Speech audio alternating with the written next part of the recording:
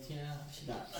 우리 일단은 기본량이라고 하는 것을 좀 이야기해봤죠. 근데 이 기본량만으로 이 모든 물리량을 계산하기에는 이제 수식이 계속 생겨나기 시작하면서 새로운 정의들이 필요하기 시작한 단위들이에요. 이런 것들을 이제 유도량이라고 표현을 하는데 유도량 종류가 굉장히 많습니다. 자, 왜냐면은 기본량을 가지고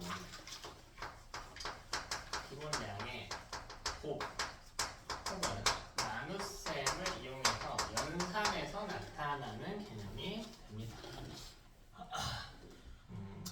저거 보기 전에 잠깐 요거 한 번만 볼게요. 제가 길이가 어떤 3m의 물체가 있었다라고 해볼게요. 자, 여기서 끝에 좀 자를게요. 한 1m를 자를게요. 그럼 남은 길이가 얼마가 되지? 2m가 되겠지. 자, 여기서 우리가 알 수 있는 게 3m 빼기 1m는 2m란 말이야. 덧셈이나 뺄셈 같은 경우에는 이 연산을 했을 때 단위가 변화하지 않는 특성이 있어요. 나중에 이 수학에서 원리에 대해서 배웠는데 됐고 지금은. 자, 근데 보면은 제가 이런 정사각형의 넓이를 재려고요. 3m하고 3m. 그치? 그럼 우리 요 넓이를 표시할 때 뭐라고 그래야지? 9 제곱미터라고 이야기하지. 3m 곱하기 3m일 때 숫자끼리 곱해주고요. 자, 단위 역시 같은 환산을 겪게 됩니다. 같은 연산을 겪게 돼요. 그래서 제곱미터 이렇게 표시를 해주는 거야. 유도량의 종류는 그렇다면 매우 많겠죠. 왜 기본량을 조합하는 개념이 되기 때문에 대표적으로 나오는 건 한 8개 정도가 있는데 일단 같이 좀 살펴봅시다. 자, 첫 번째 길이에요. 길이가 아니고 넓이야. 그러면 이걸 구하는 공식이 있을 거 아닙니까? 넓이는 길이 곱하기 길이로 나타내죠.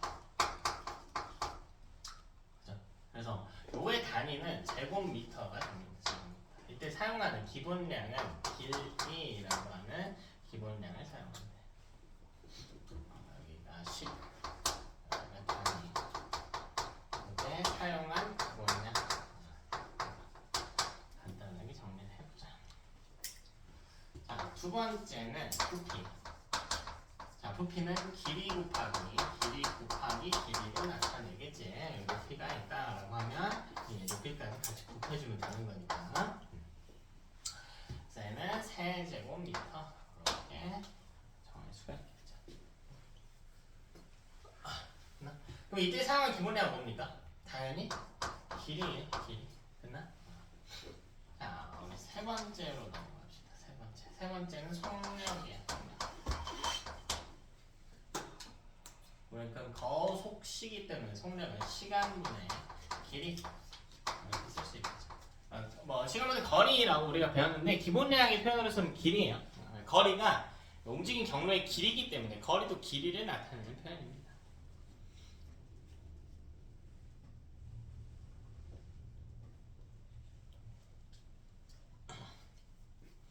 됐죠? 이때 이제 단위 값은 미터 퍼 세크가 되겠다. 세크 분의 미터인데 이렇게 쓰는 거죠. 그럼 이때 사용한 기본량에는 뭐가 있나? 길이가 있고 시간이 있고. 아직까지는 이제 단순 기본량만 조합해서 사용한 값들이 등장을 했습니다. 아직까지. 자, 네 번째로는 가속도.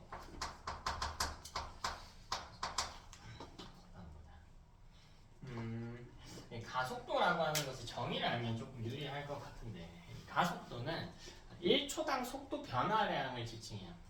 예를 들어 봅시다. 제가 오른쪽으로 3m/s의 속도로 이동하고 있다라고 해볼게. 시간이 지나면 8m/s, 8 하지 말고 11m/s가 됐다는 거예요. 그럼 제 속도가 지금 빨라졌죠? 자, 근데 이렇게까지 가속하는데 걸린 시간이 4초였다라고 해볼게. 자, 그럼 보세요. 제 속도가 얼마나 빨라졌어요? 8만큼 빨라지죠. 어떻게 비해서? 11 빼기 3 이었죠? 자, 그래서 8만큼 빨라졌다를 구했어. 근데 가속도의 정의는 1초당 속도 변화량이란 말이지. 4초 동안 이만큼 변화한 거니까 1초 동안 변한 값을 구하려면 4로 나눠주면 되겠지? 그럼 이때 4분의 8이니까 2가 될 거 아니야. 자, 이렇게 우리가 실제 값에 대한 계산을 했는데 단위에 대한 계산을 해보자. 보면 여기는 미터 퍼 세크죠. 속도. 여기도 미터 퍼 세크지. 그러니까 빼면은 단위가 그대로 유지가 된다. 그러니까 분자에 오는 건 미터 퍼 세크인 거야. 이해되니? 자, 분모에 오는 건 시간이죠. 시간 단위 뭐 쓴다고요? 국제 단위에 따르면 세컨드 쓴다. 이걸 세크로 나눠준 거지. 됐나? 볼게요. 미터 퍼 세크. 이게 분자에 있는 값을 다시 세크로 나눴어. 세크는 1분의 세크와 같죠. 번분수꼴로 계산이 됩니다. 그러면 미터 퍼 세크의 제곱 이렇게 들어간단 말이야. 그래서 가속도의 공식이 뭐냐? 시간분의 나중 속도 v 빼기 v 제곱 뭐 이렇게 적거든요. 나중 속도 빼기 처음 속도입니다. 따라 단위는 미터 퍼 세크의 제곱이 됩니다. 그럼 이때 사용한 단위는 뭐냐? 시간분의 나중 속도 빼기 처음 속도. 속도랑 속력은 다른데 일단은 그냥 같게 놓고 갈게요. 이때 사용할 기본량은 길이와 시간입니다. 길이와 시간. 자, 다섯 번째로 밀도. 밀도 공식은 뭐니? 부피, 질량. 근데 부피가 세제곱미터였지. 단위가 세제곱미터를 이제 질량 킬로그램으로 나눠져 있죠. 이렇게 돼 있지. 제발 천천히 좀 잘 보시고 문제에서 밀도를 구할 때 사용하는 기본량이 무엇인가 이렇게 하면 이상한 소리 하는 데 있어. 밀도 부피분의 질량이니까 부피랑 질량이요. 아니지. 부피는 기본량이 아니잖아. 그죠? 부피 자체가 기본량을 통해서 구해낸 유도량이죠. 부피 자체가 유도량이란 말이야. 그럼 부피를 만들 때 쓴 기본량이 뭐야? 길이지? 그럼 길이의 조합인 거죠. 그래서 길이하고 질량 이렇게 들어가는 거. 그죠? 뭐 어려운 거 없지. 자, 여섯 번째로. 뭐 이런 것도 볼까? 힘. 뭐 뒤에 력 들어가는 건 다 똑같아요. 힘, 뭐 중력, 뭐 압력, 수직 항력, 부력 다 똑같습니다. 단위가 다 똑같아요. 우리 힘을 기호로 F라고 하죠. 기호로. 이게 고전역학에서 가장 중요한 공식이긴 해. F는 MA라고 하는 공식이 있어요. 이거 뒤편에 좀 배울 거거든. 자, M은 질량의 기호예요. 영어로 이제 매스이기 때문에 따라서 질량 곱하기 가속도로 나타납니다. 그럼 질량은 기본량이 가속은 유도량이죠. 그럼 둘이 곱해졌단 말이야. 질량이 단위 뭐 쓴다고요? 킬로그램 쓴다. 킬로그램 곱하기 가속도는 아까 위에 했네. 미터 퍼 세크의 제곱 이렇게 써준다. 그럼 이때 사용한 기본량은 질량과 가속도군요. 아니, 가속도는 기본량이 아니야. 일단 질량은 기본량이 맞는데 가속도에 포함된 기본량은 길이와 시간이란 말이야.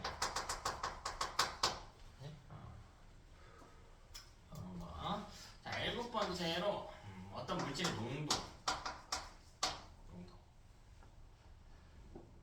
자, 얘는 어떻게 따지냐면 용액의 부피분의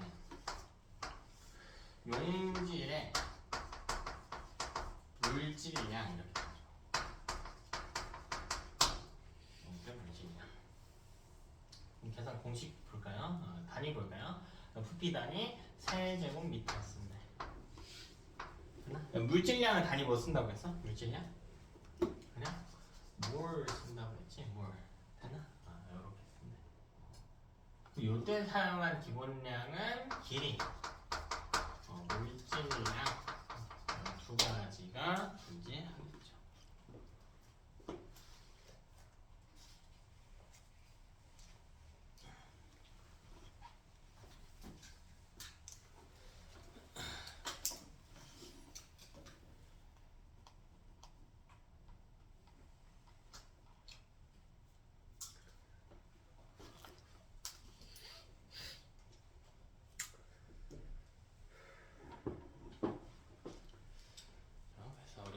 일곱 가지의 기본량에 대해서 다 다뤄봤다. 그걸 포함한, 그걸 이용한 유도량의 개념까지 좀 같이 살펴봤다. 이런 것들을 이용해서 원활한 소통을 하려고 한대요. 원활한 소통을 하려고. 그치?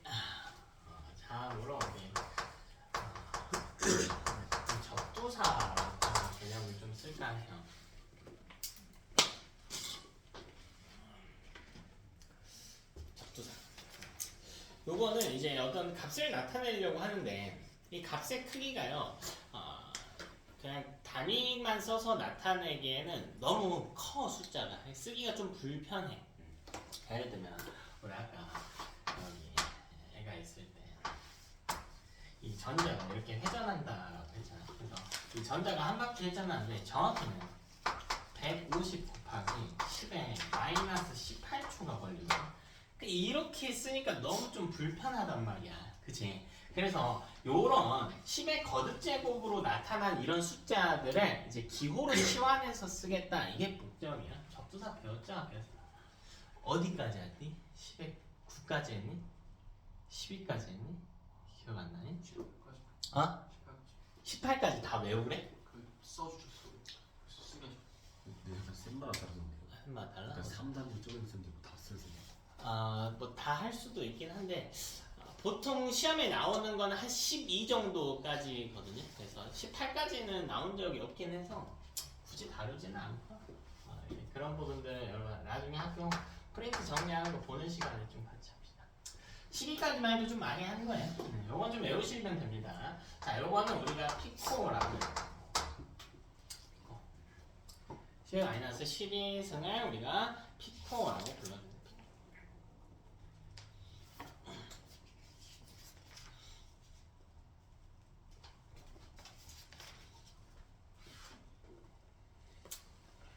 네, 12까지만 하자 일단. 자, 10의 마이너스 9성. 자, 이거는 나노라고 합니다. 자, 10의 마이너스 6성. 이건 뭐라고 써? 10의 마이너스 6성. 나노보다 좀 전에. 뭐시기 미터 이런 표현 많이 뭐라고? 그렇죠. 마이크로 이렇게 씁니다. 마이크로. 10의 마이너스 3승. 요거는요. 요거 뭐라 그래? 밀리. 밀리.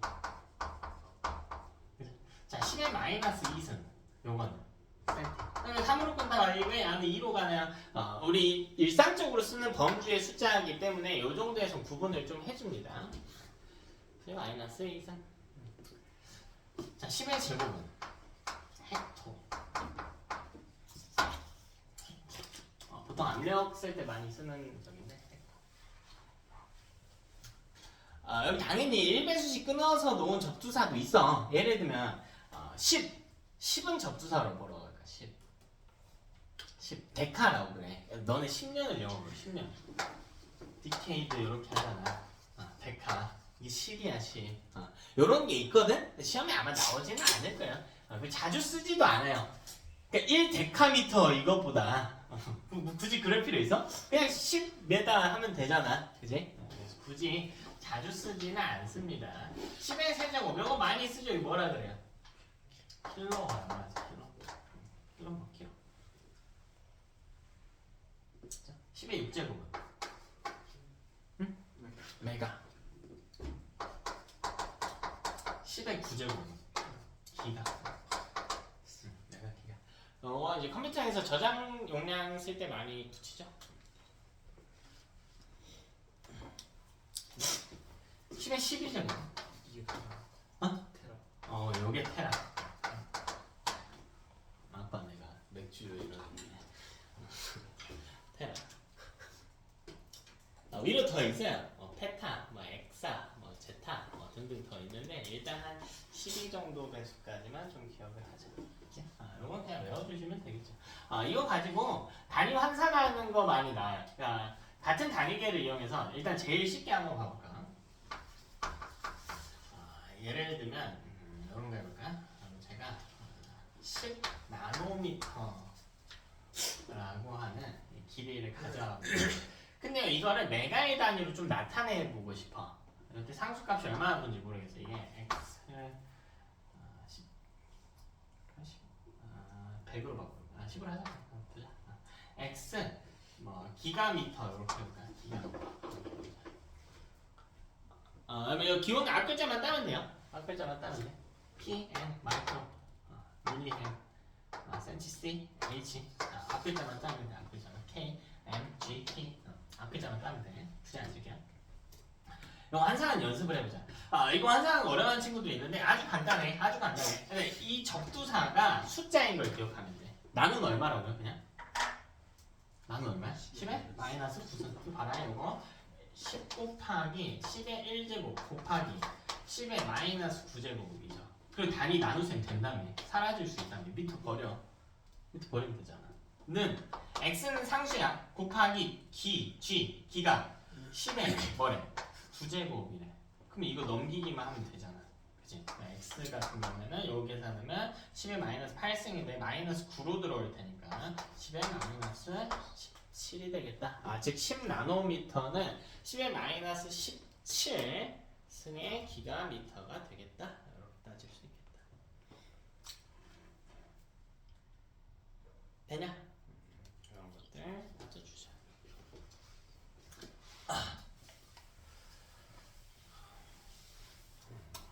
그래서 일단 다 기본 암기입니다. 일단 다 암기하셔야 하고요. 요걸 이용해서 간단한 이 지구 크기 정도 측정하는 실험 같은 걸 할 수가 있습니다. 지구 크기를 측정하는 실험 같은 걸 할 수가 있다. 이거 너네 중학교 1학년 때 한 건데 누가 했는지 기억나냐? 에라토스테네스. 요 아저씨가 옛날에 했거든요. 이름 기억날까? 이 도시 이름들 알렉산드리아하고 안나? CNN 뭐 어떻게 기억을 하네. 이렇게 하면 좋겠다는 거야.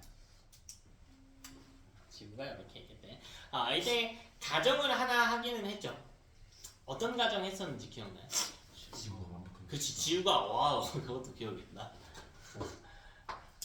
그래서 여기 지구 중심에 있다라고 해봅시다. 자, 그러면 여기 적도에 있는 도시에다가 이렇게 연결을 좀 해놓고요. 자, 그리고 사실 가정이 하나 더 있었는데 지구가 완벽한 소형이다 하고 하나 더 있었는데 그것도 기억날까? 빛이 완벽하게. 오, 빛이 완벽하게 일정하게 같은 방향으로 평행하게 들어온다. 여기가 평행하게 들어온다. 이런 가정이 있습니다. 그래서 정오에 시에네라고 하는 도시에 가서 여기에 막대를 딱 세워보니까 전혀 이 그림자가 생기지 않았다는 거야. 완벽히 이 태양의 고도가 이 그림자에 그대로 내려 꽂혔기 때문에 완전히 그림자가 생기지 않았다. 요거를 좀 이용을 해볼 겁니다.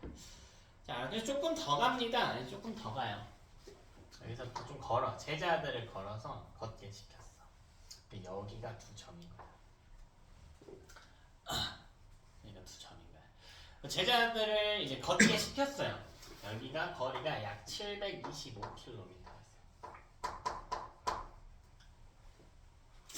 보이니 얘들아? 지금 이거 약간 기초 수학 시간 정도라고 생각해볼까? 이거 보면 이 도형 보면 마치 뭐 같아? 원에 호를 보여주고 있는 것 같지? 그냥 여기 호의 길이가 그려져 있잖아. 여기 725km였다고. 그냥 이거 가지고 원의 둘레 구하는 거 할 수 있겠니? 자, 그럼 이 호의 중심각이 있을 거 아니야? 이 값을 세타라고 놓은 거야. 세타. 그러니까 에라토스테네스가 공식을 쓴 거지. 지구 전체의 둘레가 얼마인지를 몰라. 그러니까 x라고 가정을 해보자. 그럼 이때 호의 중심각과 호의 길이의 b는 원의 중심각, 원이라고 하면 이게 360도겠죠. 대 둘레의 길이 b와 일치했다라는 걸 이용을 한 거죠. 그 우리가 이 에라토스테네스가 측정하고자 하는 건 뭔 값인데? 뭔 값이에요?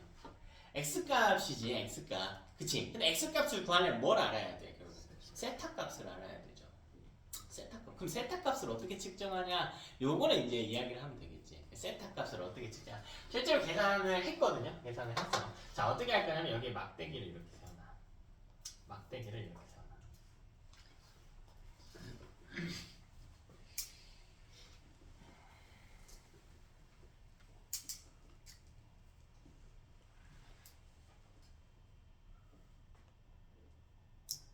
막대기를 이렇게 세워놔.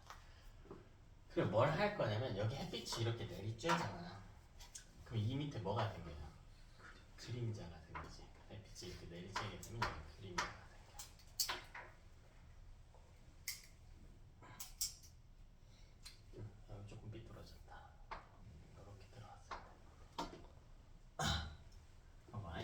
빛이 요 CN에 그대로 꽂힌다라고 했기 때문에 여기 그림자가 없는 상태가 된단 말이야. 그럼 봐봐. 요 선분과 요 선분은 서로 어떤 관계야? 그죠? 평행하는 관계지. 그럼 봐라. 이 각도랑 이 각도는 어떤 관계야? 그죠? 억각의 관계가 성립하게 되겠지. 그럼 각도가 어때? 똑같았었다라는 거지. 똑같았었다. 됐나? 측정을 해봤더니 이 세타 값이 얼마가 나냐면 약 7이 나왔어요. 정확히 7.12 정도가 나왔는데 여기 왜 720? 여기 725가 아니라 900km. 900km. 값으로는 900km가 측정됐다. 그렇죠? 그래서 이때 x 값을 우리가 계산을 할 수가 있었다는 거지. 계산하는 식을 보면 될 거 아니야. 7.12분의 그죠? 360 곱하기 900 해주면 되겠죠. 됐나? 이런 식으로 우리가 측정을 했다. 비율을 이용해서 측정을 했다. 그죠? 근데 이게 정확했어, 안 정확했어? 정확했어, 안 정확했어? 안 정확했어. 그렇겠지. 왜? 지구가 그 지구가 완벽한 구형은 아닙니다. 구에 거의 가까워서 크게 그렇게 차이 나지는 않거든요. 오차율이 한 15% 정도가 났어. 뭐가 제일 큰 문제였을까? 지구가 완벽한 구형이 아니다. 이것도 큰 문제였어요. 지구가 이승 줄 이거. 이렇게 측정을 해. 그러니까 지구가 사실 이런 원이 아니라 구잖아. 그러니까 구에서 이걸 원처럼 측정을 하기 위해서는 어떻게 움직였어야 되냐면 이런 구가 있을 때 같은 경도선에서 이렇게 올라갔었어야 됐단 말이야. 같은 경도, 여기서도 같은 경도. 이게 이렇게 가버리면 이게 측정하는 길이가 의미가 있어 없어? 없겠지. 같은 경도선을 기준으로 측정을 했었어야 됐단 말이야. 근데 이거 제자들 시켜서 걷게 했거든요. 얘는 무조건 같은 경도선으로 걸어야 되는 거야. 될까 안 될까? 안 되지. 가다 보면 산도 있고 바다도 있고 할 텐데. 어떻게 그 한쪽 길로만 가냐. 그래서 이런 거리 측정의 오차가 있기는 했다. 시험에 좀 많이 나오니까 체크하시고요. 여기 할 때 삼각함수 같은 것도 했니? 혹시? 삼각함수 측정에 삼각형 측정하는 건 안 했어요? 그건 넘어갑시다. 넘어가고요. 우리 이런 가져옵시다. 자, 계산 문제 요 정도는 할 수 있어야 돼요. 어려운 거 아니죠? 중1들도 하는 거 얘들아. 중1들도 하는 거니까.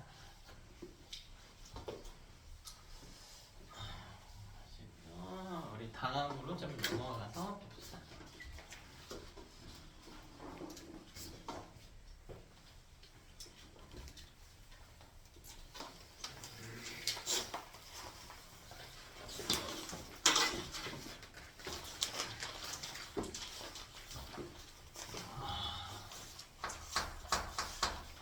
다음으로는 이제 실제로 우리가 어떤 물체의 크기를 가늠을 좀 해보는 연습을 할 겁니다.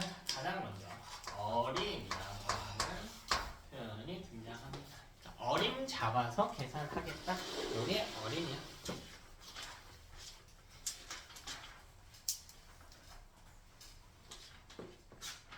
그죠? 얘는 두 가지 표현을 갖고 있는데 첫 번째는 도구를 사용하지 않고요. 과거에 경험이나 감각을 활용합니다.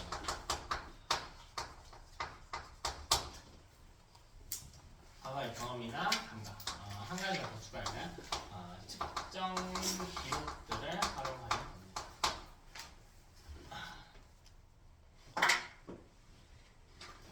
제가 보면 뭐 이 책 한 권의 세네카의 길이, 책 등의 길이 정도는 대충 어림 잡아서 어느 정도 보여요. 대충 어느 정도일 것 같아.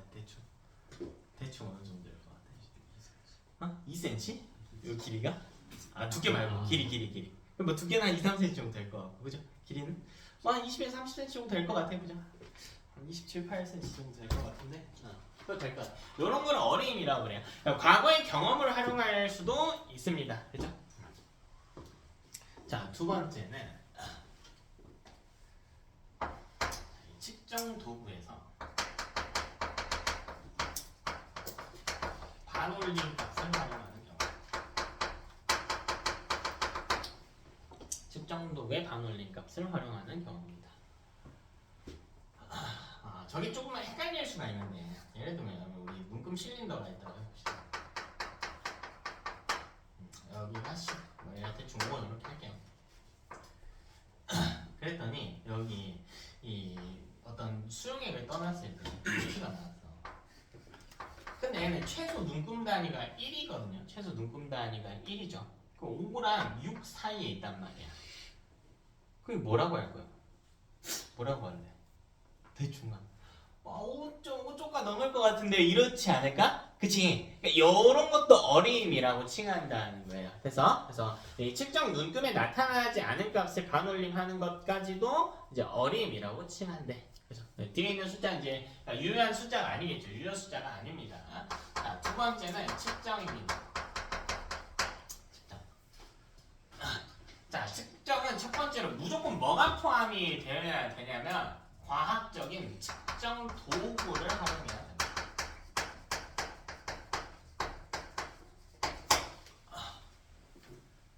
측정 도구를 활용해야 된다.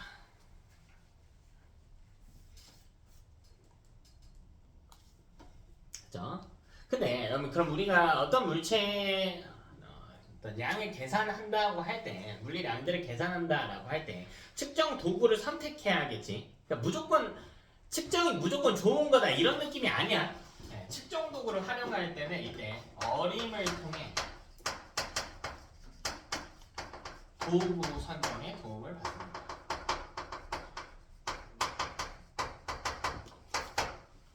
그죠? 이거 정확하게 측정하고 싶으면 이제 자를 갖고 와야 될 거 아니야. 현미경 놓고 측정하면 머리 아프지.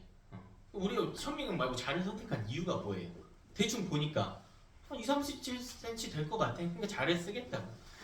반대로 세포 크기를 재고 싶어. 뭐 갖고 올래? 현미경 갖고 와야지. 플라스틱 자꾸 재고 있으면 안 되겠지. 그러니까 이때도 어림의 도움을 받는다는 겁니다. 어림의 도움을 받는다. 자, 두 번째로.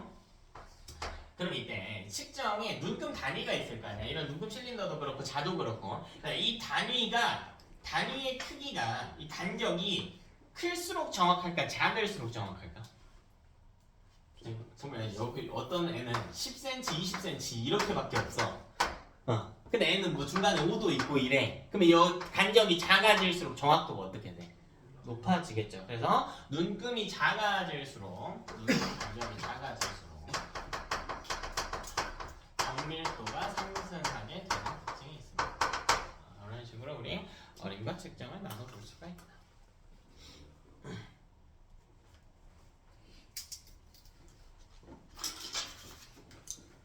내가 무조건 좋고 안 좋고 그런 거는 또 아니다.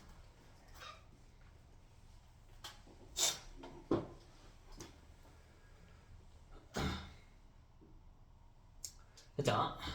다음으로 가져올 거는 우리 아까 했던 이야기입니다. 자, 뭘 볼 거냐면요. 측정 표준이라고 하는 거. 측정 표준.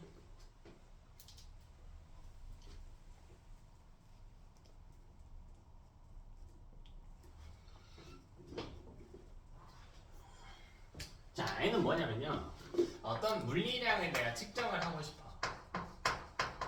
이 물리량 측정에 기준이 되는 걸 측정 표준이라고 해요. 근데 우리 아까 이미 이야기했지. 이미 이야기했어요. 우리 1초라고 하는 것은 아까 뭐라 그랬어? 세슘 원자에서 방출한 빛이 1초 동안, 그쵸?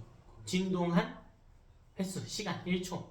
1초 동안 1초를 잴 때 이제 진동한 횟수를 기준으로 삼는데, 그래서 약 9.2 곱하기 10의 9회 정도 진동할 때 그거를 1초로 삼는다. 요게 이제 시간에 대한 측정 표준이 되는 겁니다. 길이에 대한 측정 표준도 배웠죠? 길이에 대한 거 했잖아. 그러니까 뭐가 고쳤어? 그쵸? 빛이 이동한 거리를 이용해서 빛이 이동한 시간을 측정해가지고 속력이 일정하니까 그 길이를 이제 측정을 했다. 그래서 3.0 곱하기 10의 8제곱 분의 1초 동안 빛이 이동한 거리를 우리가 측정 표준이라고 삼겠다. 그죠? 이게 아까 이야기한 거니까 뭐 굳이 됐고요. 나머지도 다 측정 표준 값이 있겠죠. 측정 표준 값이 있는데 그게 좀 많이 어려워요. 좀 많이 어려워. 그 실제 값들도 좀 어렵고. 예를 들면 1몰이라고 하는 것의 측정 단위는 대충 몇 개라고 했어요? 6.02 곱하기 10의 12제곱. 10의 제곱 뭐였나? 23제곱. 그죠? 그럼 광도의 단위는 뭐였어요? 광도의 단위. SI 표준 단위에 따르면 그 칸델라였죠. N은 이제 헤르츠 값이 540 곱하기 10의 14제곱일 때 요거를 1칸델라로 하겠다. 그러니까 이런 게 다 있거든. 그러니까 이게 기본 양별로 존재한다 정도만 체크하면 돼. 그래서 물리량 측정의 기준이 되는 것들 우리가 측정 표준이라고 한다. 그래서 7가지 기본 양에 대한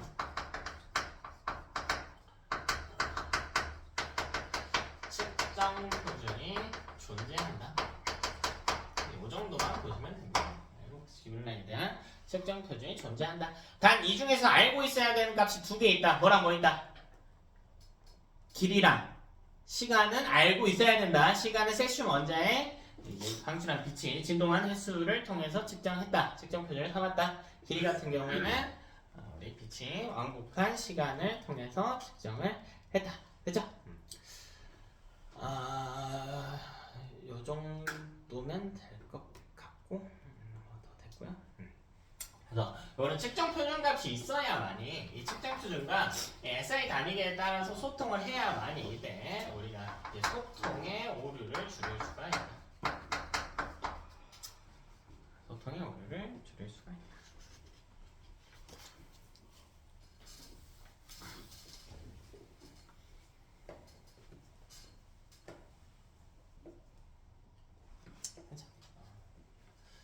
별거 없습니다. 이런 게 있구나. 그래서 여러분 학교 저기를 봐야 된다고. 학교 필기에서 지금까지 그렇게 낸 적이 없긴 한데 예를 들면 이 광도의 측정 표준을 어떻게 구했는가, 온도의 측정 표준 값을 어떻게 구했는가 물어볼 수도 있단 말이야. 필기를 그래서 좀 잘 해오시라고. 지역적인 내용들이 나온다는 게 그런 말이야. 보편적으로는 그냥 이 정도만 알려주시면 된다. 우리 다음으로 넘어갑시다. 자, 다음 단원으로 넘어오면 첫 번째로 이제 신호라고 하는 개념이 등장합니다. 그 신호가 뭐냐? 자, 신호라고 하는 건 어떤 인간 주변에 환경의 변화를 이거를 우리가 신호라고 불러요. 신호. 정의는 알고 있어야 되겠죠. 환경 혹은 뭐 자연의 변화 이런 것들을 신호라고 합니다. 공기가 움직이는구나, 온도가 변했구나 이런 것들.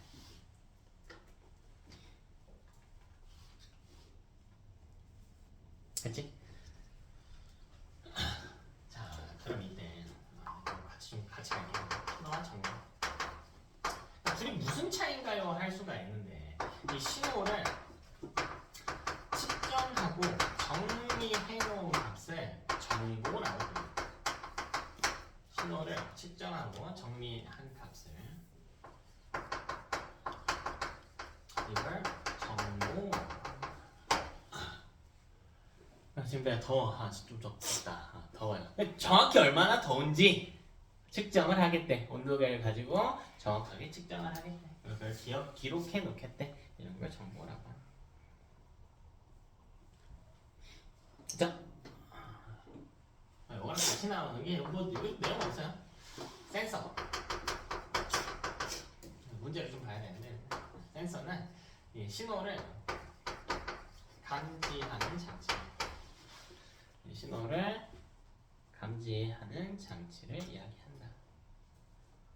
감지만 하면 의미가 없죠. 쥐가 감지하면 뭐해? 나한테 알려줘야 될 거 아니야. 그쵸? 그래서 이거를 인간한테 전달해주기 위해서 요거를 전기 신호로 변환합니다. 요거를 우리가 센서라고 부르는 거야. 그럼 전기 신호는 좀 기억해 놓자.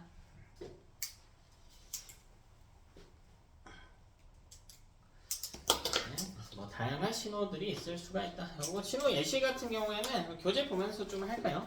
어렵지 않으니까. 11페이지 같은 거 보면 위에 있죠. 위에 오른쪽 위에 보면 각각의 센서에서 감지하는 신호들이 있대. 자, 어려운 표현은 아니고 광센서라고 되어 있죠. 광센서. 빛을 감지하는 센서겠죠. 그럼 이때 등장한 신호는 빛이다. 이런 거 찾으시면 된다. 온도 센서, 화학 센서는 연기나 가스 같은 화학 입자들을 체크할 수가 있다. 뭐 압력 센서, 뭐 누르는 힘, 뭐 가속도 센서도 뭐 물체 운동 변화를 감지한대. 그 어려운 이야기가 아니고 그 너네 핸드폰 보면 다 거의 스마트폰 쓰죠.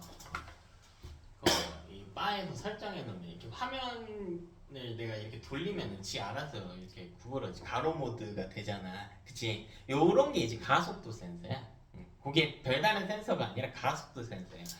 가만히 속도가 0이었던 애가 이렇게 돌아가면서 오른쪽으로 속도 변화 감지가 되지. 여기 이제 가속도 센서를 이용해가지고 우리 일상생활에도 쓸 수가 있대. 그치? 교재 본 김에 자주 나오는 게 그 센서의 종류 한번 읽어보세요. 읽어보시고 이때 활용해 보면 뭐가 있냐면 문제 봐봐. 비접촉형 온도계라고 되어 있잖아. 온도계는 두 종류가 있어요. 우리가 직접 닿아야 되는 것과 닿지 않아도 되는 것. 사람 얼굴이 이렇게 됩니다. 얼굴에서 이마의 온도가 높아. 에너지는 고온의 저온으로 이동하는 특성이 있단 말이야. 그럼 애가 내보내는 온도가 뜨거워. 이마가. 그럼 내보내 빛의 양이 어때요? 많겠죠? 낮으면 빛의 양이 적을 거 아니야. 근데 사람 몸에서 내보내는 빛이 있어. 적외선 계열의 빛을 내보내거든? 사람 빛 내보내요? 안 보이는 것 뿐이야. 적외선. 그러니까 우리 적외선 카메라 불 다 꺼놓고 보인단 말이야. 그럼 이걸 감지하는 건 온도를 감지하는 게 아니야. 뭘 감지하는 겁니까? 적외선. 적외선 뭐예요? 온도가 아니고. 빛이지. 이거 많이 틀리는 문제 아니야. 온도 센서니까 온도인가 보다. 아닙니다. 비접촉형은 광 센서예요. 이게 많이 틀리는 문장이니까 한번 보시고요.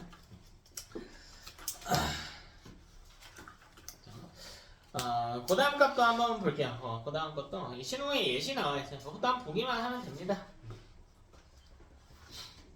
교재 할까요? 뭐 크게 특별한 내용은 없으니까. 자, 먼저 이 신호는 두 종류로 나눠진대. 어떻게 나눠지나 하고 보니까 하나는 아날로그 신호고요. 하나는 디지털의 신호입니다. 아날로그 신호라고 하는 거는 자연에서 나타난 신호 그대로가 되는 거야. 내가 여러분들 지금 이야기를 하고 있잖아요. 소리 높낮이도 변하고 크기도 변하고 이렇게 될 거 아니야? 그러면 제가 이야기한 이 소리를 시간에 따라서 높낮이, 뭐 크기여도 됩니다. 이거를 기록을 해봅시다. 그럼 이렇게 변할 거 아니야. 내 목소리 데시벨이 10데시벨에서 20데시벨로 넘어가는 순간이 있다고 해봅시다. 계속 이야기하다 보니까 처음엔 지금 10이었는데 이제 20으로 갈 거야. 이렇게 될 거야. 되냐? 그럼 봐라. 10에서 20으로 깡충이 될까 안 될까? 안 되죠. 이어지는 신호라면. 중간에 숨이 끊기지 않는다면. 10에서 10.00001도 갈 거고 10.00002도 갈 거고 003 이렇게 갈 거 아니야. 그러다가 20까지 연속적인 숫자의 흐름으로 측정이 된단 말이에요. 됐어요? 그러니까 정보의 양이 어떨까? 굉장히 많단 말이에요. 이렇게 세세한 게 하나하나 다 기록되는 게 아날로그 형태의 신호예요. 그래서 7번 자리에 들어갈 게 아날로그 신호고요. 자, 시간에 따라서 밑줄 별표 연속적이다. 연속적이다. 자연에서 발생하는 대부분의 신호는 다 아날로그 신호에 해당합니다. 소리뿐만 아니라. 자, 밑에 한 줄 더 적어 놓을게요. 정보의 양이 많습니다. 정보의 양이 훨씬 많다.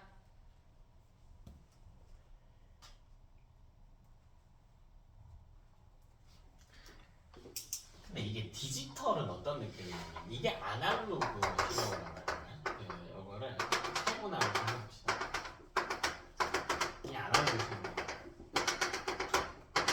디지털 신호는요 그렇게 세분화되어 있지가 않아. 그렇게 세분화되어 있지가 않고 보면 여기 눈금에 따른 숫자만 나타낼 수 있는 거예요. 여기가 대충 이 정도. 그리고 여기 눈금에 따라서 대충 이 정도. 여기 대충 이 정도 이렇게 들어간단 말이야. 그리고 이거를 얼추 있는 거야. 이게 디지털 신호야. 그래서 그러니까 원래 있던 아날로그 신호를 줄여놓은 겁니다. 그러니까 디지털이라고 하면 뭔가 정확해 보이고 이런 느낌인데 그게 아니야. 디지털이라고 하는 건 전기 신호거든요. 전기로 저장을 해야 돼요. 어쨌든. 근데 정보의 양이 너무 많다 보면 저장하기가 어때? 불편하겠지. 그래서 적당한 값으로 녹여놓은 겁니다. 이게 디지털 신호예요. 디지털 신호. 맞나? 그래서 이걸 우리가 디지털 신호라고 부른다. 자, 그래서 다음 나온 표현들 볼게. 시간에 따라 뭐래? 어떤 신호래? 불연속적 밑줄 별표. 불연속적이다. 불연속적으로 나타난다. 그래서 보통 이제 이진수로 나타내고요. 디지털 기계 처리하는 신호고, 디지털 기계 처리하는 신호 밑에 아니다, 밑으로 넘어가죠. 밑으로 넘어가서 자연의 신호를 디지털 기기로 처리하려면 센서에서 변환된, 센서에서 감지를 해야겠지. 아날로그 전기 신호를 디지털 신호로 변환. 여기 밑줄하고 별표까지 해놓을게. 아날로그 전기 신호를 무조건 디지털 신호로 변환하는 장치가 있어야만 한대요.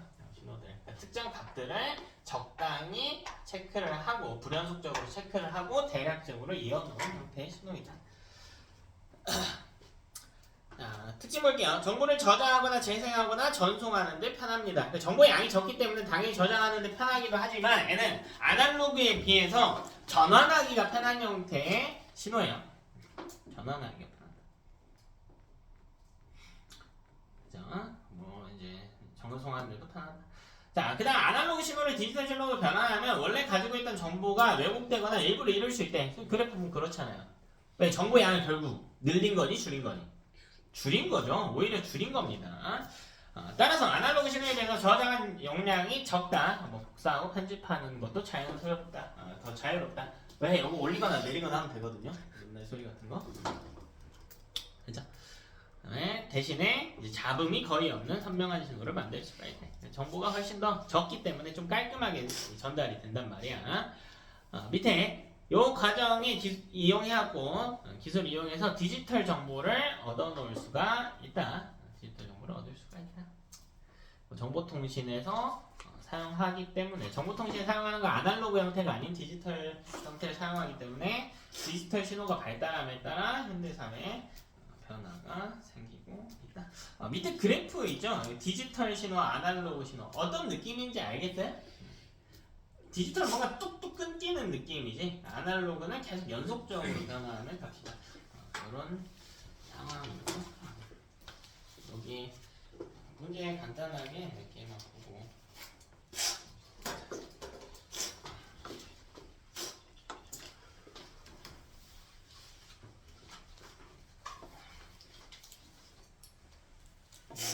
시간이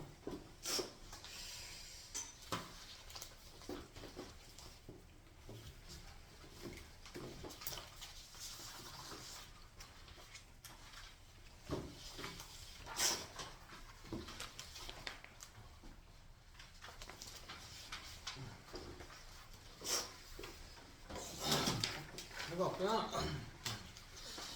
이거는 문제 몇 개만 시간이 많이 없으니까 간단하게 12페이지 펴서 용어 정리만 후딱 합시다.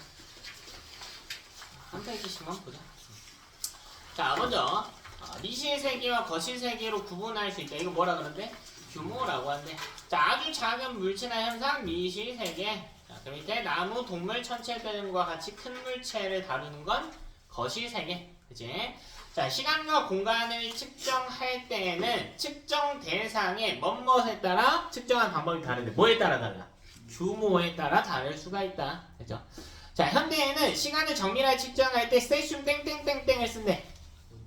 원자시계 같은 걸 쓸 수가 있다. 세슘 원자시계. 뭐 길이라고 하면 빛 쓰면 되겠다. 자, 현대에는 이런 과학기술 발전함에 따라서 GPS를 이용해서 넓은 영역 혹은 미세한 이동 거리 같은 것들을 측정할 수가 있겠다. 그쵸? 정말 측정할 수가 있겠다. 이제 자, 그리고 이제 과학자들이 뭐시기를 했대. 뭐시기를 해가지고 다양한 규모의 시간과 공간을 측정하고자 노력을 했대. 그럼 그 결과 인간의 이건 좀 어려울 수 있겠다. 경험 범위가 확장됩니다. 과학자들이 이런 것들을 쓰면서 인간의 경험 범위가 확장이 되었다. 이제는 세슘 원자 같은 것들도 측정을 해보고 빛의 진동수도 측정을 해보고 다 할 수가 있으니까. 자, 자연현상이나 우리 주변의 현상을 설명하기 위해 필요한 기본적인 양, 이거 뭐라 그래? 기본량이라고 부를 수 있대. 자, 기본량의 크기를 나타내거나 비교하기 위해서는 SI 단위계를 사용해야 된다. SI 단위계, 국제 단위계 똑같은 말. 뭐, 별게 아니고 S가 이제 시스템 오브 I가 인터내셔널 그 유닛이 단위야 단위. 이렇게 측정한대. 국제 단위에 따라 길이는 메다. 킬로그램의 단위를 쓰는 건 질량, 온도의 단위는 뭐 쓴대? 켈빈 쓸 수 있대. 그렇지? 자, 근데 기본량으로부터 유도된 양들 유도량이라고 넓이, 부피, 속력 등이 있다.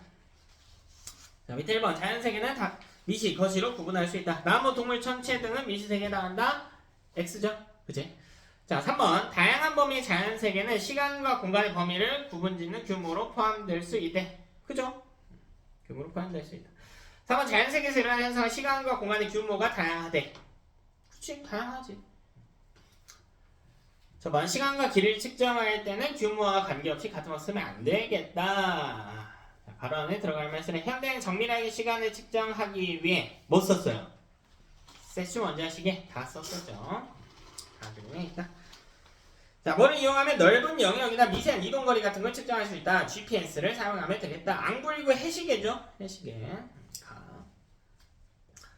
자, 3번 다음에서 설명하는 것을 찾아라. 높이, 두께, 거리 전부 다 뭡니까? 길이가 되겠다. 길이. 4번 기본량의 단위에 대한 설명 중 가로에 안에 알맞은 말을 써라. 자, 국제 도량형 총회에서 7개 기본량을 바탕으로 SI 단위계를 설립했다. 자, 기본량, 시간, 길이, 질량, 전류죠. 전류. 농도는 아까 이야기했지. 유도량이야. 시간, 길이, 질량, 전류, 온도, 물질량, 광도가 있다. 메다, 킬로미터는 길이의 단위다. 국제 단위계에서는 질량의 단위로 킬로그램 쓰자. 물질량은 몰, 온도의 단위 켈빈 써준다. 자, 유도량에 대한 설명이다. 기본량으로부터 유도된 양이고 기본량의 단위를 조합한다. 부피의 단위는 세제곱미터, 속력의 단위는 메가퍼섹트.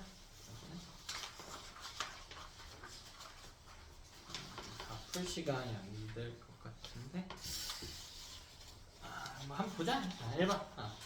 왼쪽에는 수소원자, 오른쪽에는 태양계의 이야기가 나와있다. 자, 기억 틀렸죠? 반대죠? 가가 미시, 나가 거시. 자, 뒤에는 가의 수소원자집을 전자현미경을 이용해서 측정할 수가 있다. 요새는 이런 미시세계의 영역을 쓸 때는 빛이나 전자를 이용해서 측정을 하는 거예요. 그러니까 전자면 가의 수소 원자 지름보다 작은 친구겠지. 그러니까 이런 것들을 이용하면 측정할 수가 있겠죠. 디귿은 안 되지. 이거 어떻게 측정할 거야? 자, 2번 에라토스테네스의 집기 측정 방법. 우리 아까 이야기했던 거네.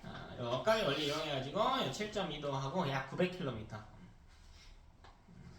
조금 더 정확하게 나왔네. 925km 나왔는데 역각의 원리를 이용해서 측정을 했다. 뭐 나는 현대에서 인공위성 이용해가지고 지구 크기 측정하고 있대. 요새는 뭐 저럴 필요 없겠지.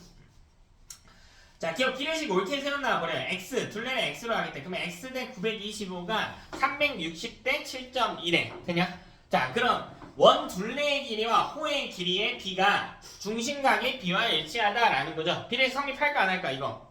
성립하죠.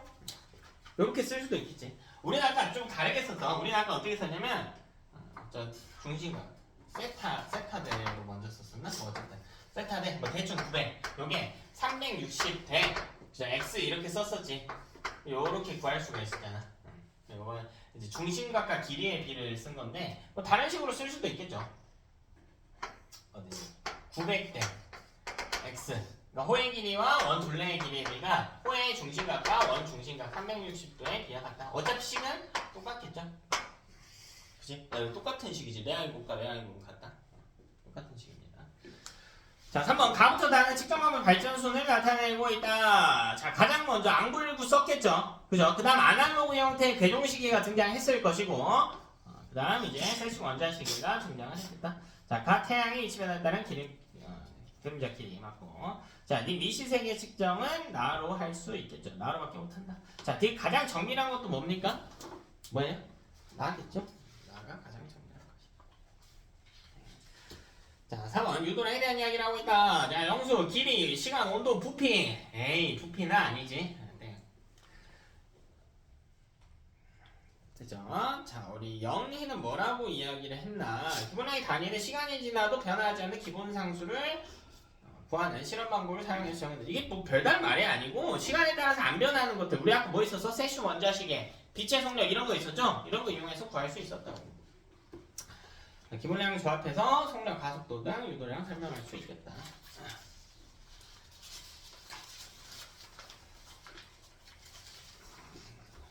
넘어가지고 페이지 넘버가 안 나왔을까? 이제 개념 바로 하긴 여기도 한번 봅시다. 자, 어떤 대상의 물리량을 기준이 되는 양과 비교하여 수치와 단위로 나타낸 것, 이걸 우리가 측정이라고 부른다. 자, 측정을 할 때는 뭐가 있어야 돼? 도구가 있어야 돼. 어림은 도구가 없어도 돼. 단 도구를 쓰더라도 반올림하는 것은 어림의 영역이야. 구분할 수 있게 있어야 되고. 자, 그 양을 대략 가늠하는 일, 요거를 어림이라고 이야기한대. 자, 3번 단위를 정의하고 이를 제한 뭐 다음과 같은 것들을 정했다. 이걸 뭐라 그래? 측정 표준이라고 하는데 용어 정리 잘 하셔야 돼. 자, 3번 인간을 둘러싼 자연의 변화가 전달되는 것, 이걸 우리가 신호라고 부르고요. 자, 신호를 측정, 분석해서 우리한테 의미 있는 형태로 만들거나 형상화할 때 이걸 정보라고 부른다. 자, 6번 외부의 자극들, 신호들을 전기시는 변화하는 장치, 센서라고 부른다. 자, 신호인데 자연에서 발생하는 신호들 그리고 연속적으로 변하는 신호, 이걸 아날로그 신호라고 칭할 수 있대. 아날로그 신호. 정신 차리고 소문아. 자, 한 값에서 다른 값으로 불연속적으로 변하는 신호, 이거 디지털 신호라고 하죠. 0과 1을 사용하는 건 이진법이라고 써주면 되겠다. 어려운 거 하나도 없다. 하나도 없다. 1번 측정과 어림에 대한 설명 OX로 표시하래. 어림은 측정 도구 없이 현재 알고 있는 정보를 이용하여 추측할 수 있다. 그죠? 가능하죠. 자, 2번 측정은 도구나 장치를 이용해서 물체 길이 등을 구한다. 그죠? 자, 3번 측정 도구로 얻은 값은 오차가 없나? 에이, 그건 아니죠. 오차가 있죠. 4번 측정 단위가 다르면 측정 값이 달라진다. 측정 단위가 다르면 그 숫자가 달라지냐고. 달라지겠지. 달라질 거 아니야. 1인치는 약 2.54cm거든요. 2.54cm란 말이야. 그러면 N은 1이라고 하겠지만 2.54cm고 1인치라고 하겠지만 나는 2.54란 말이야. 숫자가 달라진다고요. 이 이상한 말이 아니야. 맞는 말이에요. 뒤에 단위가 다르면. 그죠? 똑같은 길이를 재더라도 나는 1m로 하겠지만 누구는 100cm로 할 수가 있거든요. 단위가 달라지면 값이 달라질 수가 있다. 실제 길이가 달랐다 이 말이 아니야. 자, 이건 측정 단위동을 양을 정의하여 제한한 측정 방법. 여기에 측정 표준에 대한 이야기래. 그럼 뭐가 있을까? 측정은 뭐 도구를 정한 것. 그리고 뭐 특정 방법, 도구나 방법 정도 들어가면 되겠다. 방법, 뭐 체계 이런 말이 들어가면 되겠죠. 측정 체계, 도구, 방법.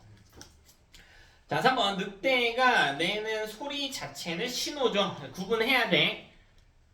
변화 자체는 신호야. 정보는 그걸 바꿔야 돼요. 바꿔야 돼. 우리한테 유용한 형태로 바꿔야 돼. 실제로 측정을 하고 기록을 해야 돼요. 자, 자신의 위치를 알려서 다른 늑대가 자신의 영역에 들어오지 못하도록 알리는 것. 이건 정보란 말이야. 이게 왜 정보가 되냐면 늑대가 소리를 낸 것 자체는 신호란 말이야. 몇 데시벨 이렇게 측정이 되는. 근데 다른 늑대 입장에서는 그 신호를 받아들였을 때 포식자가 다가온다라고 하는 경고음으로 받아들였지. 그러니까 데시벨 자체를, 이 숫자 자체를요 유용한 형태로 바꿨잖아. 포식자의 접근이라고 하는. 이게 정보인 거라고. 차이점 알겠어? 그러니까 숫자로 딱 나타내는 거는 신호예요. 와, 지금 밖에 미세먼지 농도가 0.07이야. 이건 정보야, 신호야? 보편적으로는 뭐로 받아들여? 신호죠, 신호. 신호야. 근데 이걸 갖고 미세먼지 농도가 높으니까 마스크 쓰고 나가. 이건 뭐인 거야? 정보겠지. 요건 정보겠죠. 자, 신호와 정보 좀 차이하시고요. 차이 구분하시고 유용한 형태로 바꾼 것들을 정보라고 합니다. 다음 장치에 사용되는 터치 스크린 압력이 거군. 압력 센서. 뭐 제어 시스템 가는데 뭐 문 열려 문 닫혔지 알아서. 요거 무슨 센서 쓸까? 제어하는 시스템에는 보통 뭐 쓸까요? 표현이 조금 애매할 수는 있겠다. 어떤 적인지는 안 나와 있으니까 보통 가속도 센서 같은 거 씁니다. 센서 같은 거 써요. 저거는 뭐냐에 따라 좀 차이가 있긴 하겠다. 금속 탐지기, 전자기 센서 써야겠죠. 디지털 카메라니까 광 센서 쓰면 돼. 이건 뭐 이진수는 굳이 안 해도 될 것 같아.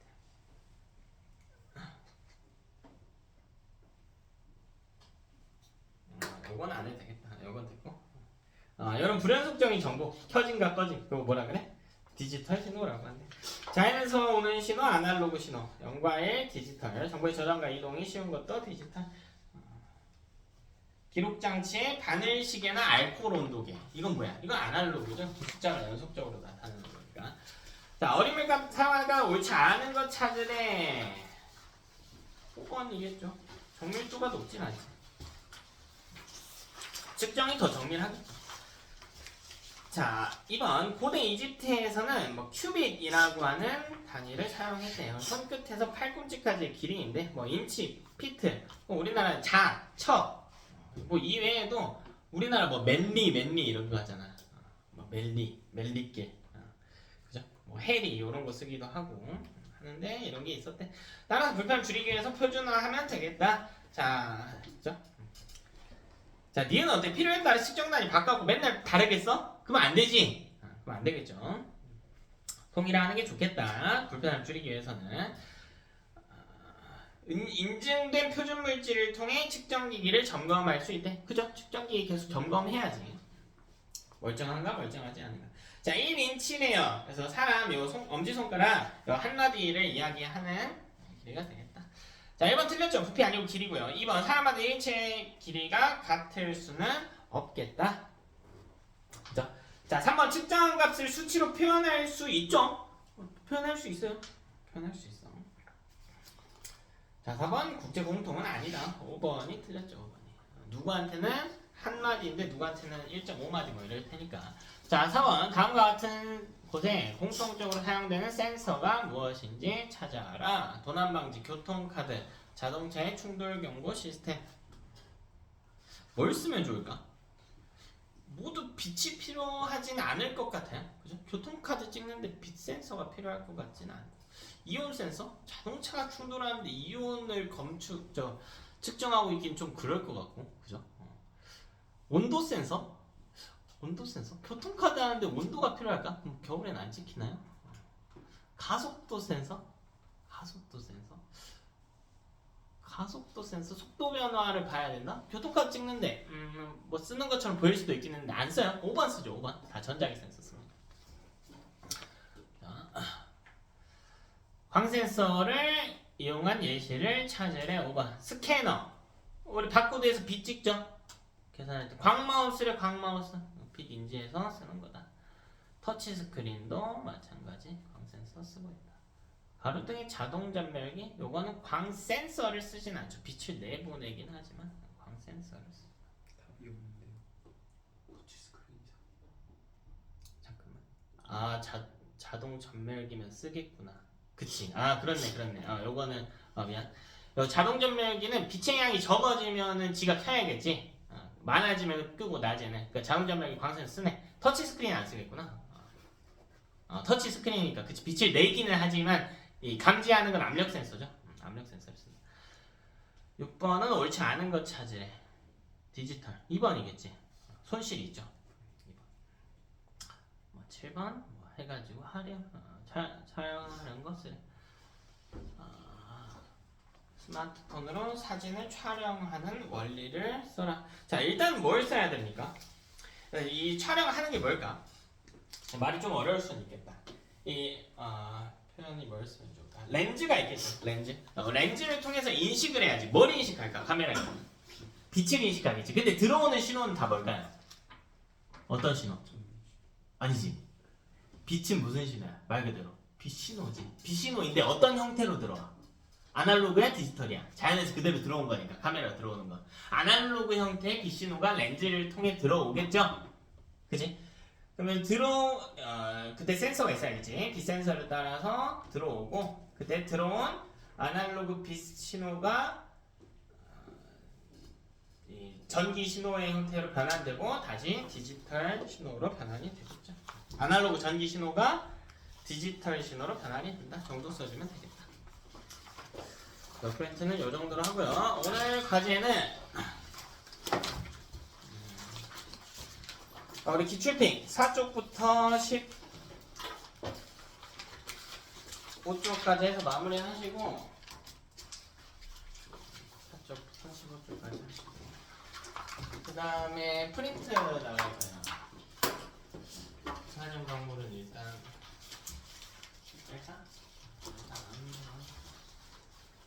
2단원 프린트 나갈 거예요.